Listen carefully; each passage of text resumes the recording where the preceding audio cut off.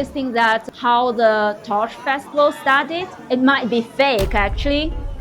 那去年抢到升斗的人要干嘛啦？你有干嘛？真的不抢，升斗不抢啦，平年是扎12道，闰年扎13道。对，为13，啊为12。平好久以前，是不是那个生女娃娃的家里面去挖那个坑，生男娃娃的家里面的爸爸去竖那个火把？没有的，没有。挖火把的坑是就是有新生孩子的他们结婚那些哦，新结婚的去挖那个坑。I think the things might be changed a little bit already. As what my research, it was like for a long time ago when they setting up the torch, young dads who has a daughter responsible in charge of digging the piece. The young dads who with sons is in charge of setting up the torch. But now the guy taught me that it's actually young married couple who are responsible to digging the piece now. That tradition is gradually fade away in 80s. 染这一节都要染。对，但是我只是染了一点点，但是这个不是那个植物染，但是现在都买不到嘛。现在买不到那个染指头的了。对对对对。以前是我们买来它的那个根以后，把它的皮剥出来，以后用那个酸梨跟它打在一起。酸梨。对对，要刷很刷的那个梨。酸梨打在一起，然后那个颜色就上了。对对对。哦。但是现在都没有嘛，今年都没有人卖，因为那个是要去山上采的。拿那个花染的是吧？对对。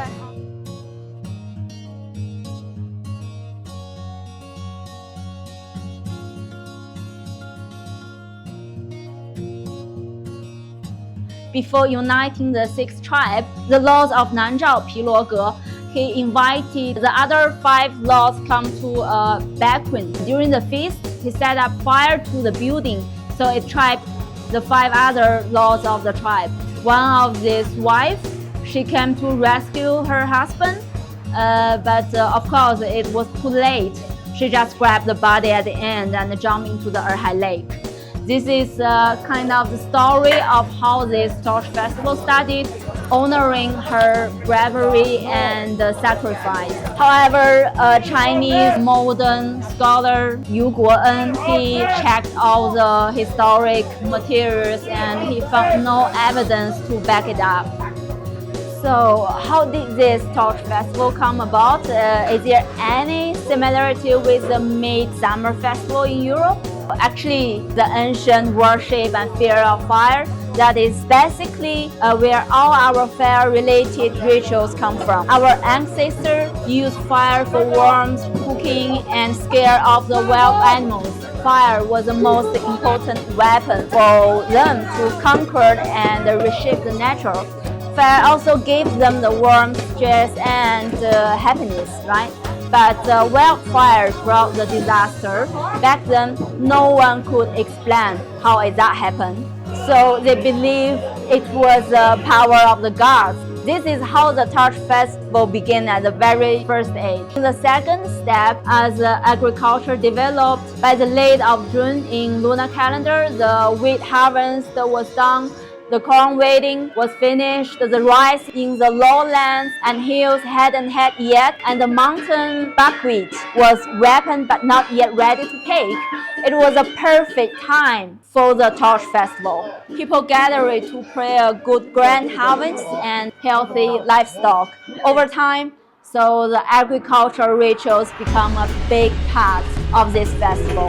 So in the last stage, all kinds of stories, including the tale of Baijie lady, got woven into this Torch Festival. As productivity improves and people start to understand the nature better and gradually realize that their own power. So in this way, more human legends are involved, just like Yunnan in the Dragon Ball Festival.